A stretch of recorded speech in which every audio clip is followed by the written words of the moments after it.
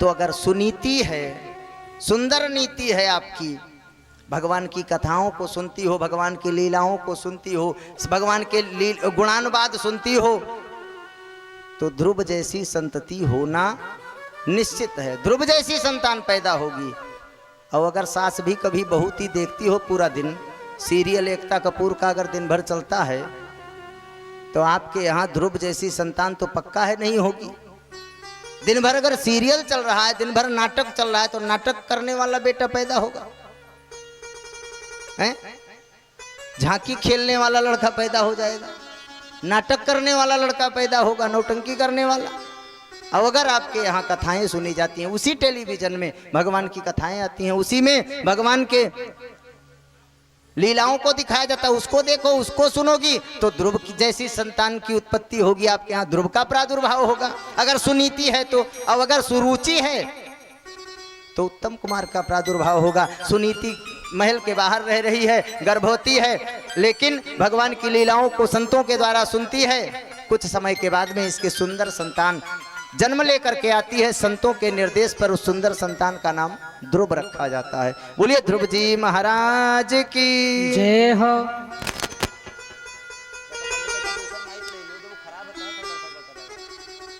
बोले सच्चिदानंद भगवान की जय हो।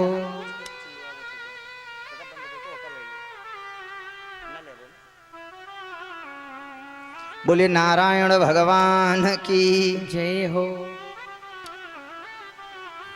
कुछ समय के बाद कोई संत आए, माता सुरुचि ने चरणों में, माता सुनीति ने चरणों में प्रणाम किया, बालक ध्रुव को भी प्रणाम कराया। उसके बाद में महाराज जी प्रसन्न हुए भोजन इत्यादि करने के बाद में। तो महाराज जी ने कहा कि सुनीति मुझसे कोई वरदान ले लो, जो चाहो वो वरदान मुझसे ले लो। तो माता सुनीति ने कहा कि महाराज मुझे किसी वरदान की आवश्यकता नहीं है, मेरा एक बेटा है, मुझे कोई कमी नहीं है, लेकिन अगर आप वरदान देना ही चाहते हो तो मुझे एक वरदान यह दे दो कि मेरी जो सौत है सुरुचि, उसके कोई संतान नहीं है, उसके यहाँ भी कोई संतान जन्म लेकर के आ जाए, कोई बेटा हो जाए, बेटी हो जाए, कुछ हो जाए। संत की आंखों में आंसू आ गया। संत जी ने कहा कि सुनीति तुम्हारी जैसी सौत भी जिसके यहाँ पर होगी, उसके यहाँ कोई कमी नहीं रहेगी। सुनीति का काम क्या है कि मेरी सौत जिसके कारण से सुनीति घर से बाहर निकाल दी गई, उसके यहाँ बालक की कामना करती है, वह है सुनीति, वह है सुंदर नीति वाली बुद्धि। हमारे एक पेड़ आम का है, पड़ोसी के 3 पेड़ आम का हो जाए, यह है सुनीति। सुनीति क्यों? क्योंकि हमारा एक पेड़ फलेगा तो हमें एक पेड़ की रखवाली करने के लिए जाना पड़ेगा। पड़ोसी का 3 है, तो अगर हम जाएं चाहे ना जाए, हमारा एक ही पेड़ है, पड़ोसी का 3 है, वो जरूर जाएगा, उसी के बहाने हमारा भी बच जाएगा। यह है सुनीति। और हमारे पास एक भी नहीं है, पड़ोसी ने 4 पेड़ कहीं से लगाया है, तो सवेरे सवेरे सवेरे जाओ, पड़ोसी उठा ना रहे उसको उखाड़ कर फेंक दो। यह है सुरुचि। न हमारे है न किसी के रहने देंगे। अगर हमारे एक है, पड़ोसी के 4 हो जाए, तो वो है सुनीति। आज माता सुनीति ने जब आशीर्वाद मांगा संत से, संत ने कहा कि आपके जैसी सौत भी जिसके यहाँ पर होगी, उसके यहाँ कोई कमी नहीं रहेगी। हमेशा सुनीति को अपनाने का प्रयास करना चाहिए, भगवान से मनाना चाहिए। जैसे मेरे है, मेरे से 4 गुना संसार में हो जाए, 10 गुना संसार में हो जाए, सब प्रसन्न रहें, सब खुशी रहें। और जब सब खुशी रहेंगे तो उसी में हमारी भी खुशी है। धीरे धीरे दोनों बालक बड़े हुए। ध्रुव महल में खेलने के लिए जाते, कोई रोकता नहीं, सब लोग जानते हैं कि महाराज का लड़का है, ऐसा ना हो किसी दिन अंदर कर लिया जाए, कब अंदर आ जाए, कब बाहर चला जाए, कोई भरोसा नहीं है। राजाओं की बुद्धि का कौन कहे, कोई बात नहीं, खेलता है खेलने दो। एक दिन की बात, महाराज उत्तानपाद सुनीति का बेटा है जो ध्रुव है, अंदर जा रहा था। सुरुचि से जो बालक पैदा हुआ है उत्तम कुमार, उसको अपनी गोद में लेकर के सिंहासन पर बैठे हुए थे। महाराज ध्रुव गए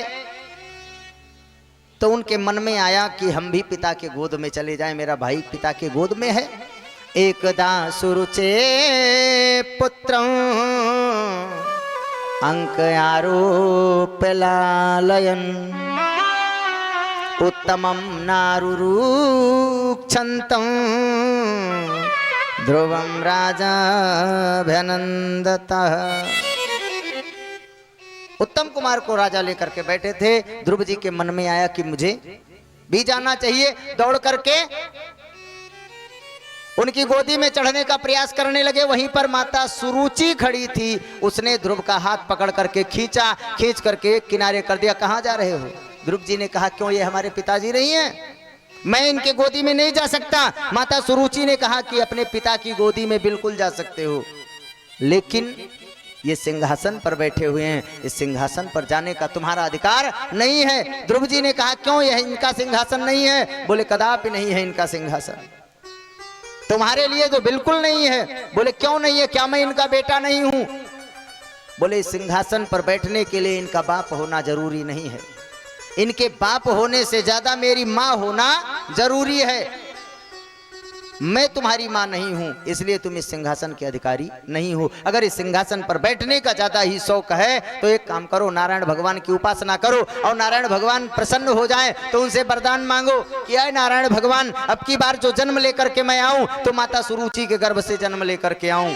नारायण भगवान कृपा करेंगे तो अगर तुम्हें मेरी गर्भ से जन्म दे करके भेजेंगे तो अवश्य ही इस सिंहासन के अधिकारी बन जाओगे। ध्रुव जी रोने लगे। क्यों?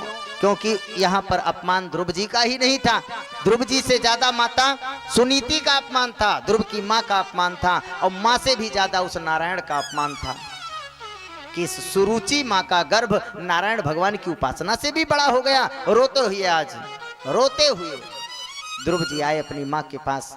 5 वर्ष की अवस्था है। रोते हुए अपने माँ के पास आए और अपनी माँ से उल्टा सीधा कहने लगे, माँ, मैंने तुम्हारे गर्भ से जन्म लेकर के कौन सा पाप कर दिया है, कौन सी गलती करी है? आज माता सुरुचि ने मुझे सिंहासन पर नहीं बैठने दिया। लगे उल्टा सीधा बोलने तो माता सुनीति समझा रही है, मां मंगलम ताता परेशु मंस्ता भुंजते। बेटा, किसी के अमंगल की कामना नहीं करनी चाहिए। और बात रही कि तुमने गलत किया कि नहीं किया, तो तुमने एक गलती नहीं की, तुमने कई गलतियां की है। बोले, कौन सी? बोले, पहली गलती तो तुम्हारी यह है कि तुम्हारे जो कर्म हैं वो देवताओं के जैसे हैं। तुम मानव बन करके जन्म लेकर के आए, ये तुम्हारी सबसे पहली गलती है। दूसरी गलती तुम्हारी यह है कि अगर तुम उस सुरुचि माता के गर्भ से जन्म लेकर के आते तो अवश्य ही उस सिंहासन के अधिकारी रहते। तुम तो इस दुर्भाग्या के गर्भ से जन्म लेकर के आए हो, इसलिए इस सिंहासन के कदापि तुम अधिकारी नहीं हो। तीसरी बात, माता सुरुचि के ऊपर जो तुम नाराज हो रहे हो, ये सबसे बड़ी गलती है तुम्हारी। बोले, क्यों? बोले, इसलिए तुम्हारी सबसे बड़ी गलती है। बोले, ध्रुव बेटा, जो बात मैं तुम्हें नहीं बता पाई, जो बात इतने साधु महात्मा मिल करके तुम्हें नहीं समझा पाए, वो शिक्षा तुम्हारी माता सुनीति ने तुम्हें दी है। तुम्हें बताया है कि नारायण भगवान की उपासना करनी चाहिए, करने के लिए तुम्हें जानना चाहिए। बेटा, हर जीव का यह परम लक्ष्य है। ये जो जीव है, ये जो मानव का शरीर, मानव रूपी शरीर मिला हुआ है, ये साधन है। साधन किस चीज के लिए? बोले, साधना करने के लिए। साधन है साधना करने के लिए। किसकी? उस नारायण की साधना करने के लिए। शरीर रूपी साधन हमको, आपको, सबको मिला हुआ है। इस शरीर रूपी साधन से परमात्मा की साधना करके इस जीव को उस शिव में समर्पित करना, इस आत्मा को उस परमात्मा में समर्पित करना, यही मानव जीवन का परम लक्ष्य है। बेटा, हर व्यक्ति को नारायण की उपासना करनी चाहिए। तुम्हें भी नारायण की उपासना करनी चाहिए। तुम्हें अगर कल जाना है तो आज चले जाओ, आज जाना है तो अभी चले जाओ। हर व्यक्ति को नारायण की उपासना करनी चाहिए। ध्रुव जी ने कहा, वही तुम भी कह रही हो जो माता सुरुचि ने कहा? बोले, वही कह रही हूं, जाइए। ध्रुव जी ने कहा, भूख लगेगी तो? बोले, भूख लगेगी तो परमात्मा सबका पेट भरने के लिए बैठा हुआ है, वो कहीं ना कहीं से व्यवस्था करेगा। ध्रुव जी ने कहा, डर लगेगी तो? बोले, काहे का डर? बोले, मरने का। बोले, एक दिन सबको मर जाना है बेटा, और अगर वहीं जाकर के वन में ही मरना होगा तो तुम्हें महल में भी कोई बचा नहीं सकता। तुम किसी ना किसी एन केन प्रकारेण तुम वन में जरूर पहुंच जाओगे, इसलिए तुम्हें जाना चाहिए। ध्रुव जी चल दिए भगवान नारायण को प्रसन्न करने के लिए। रास्ते में उन्हें नारद जी मिले।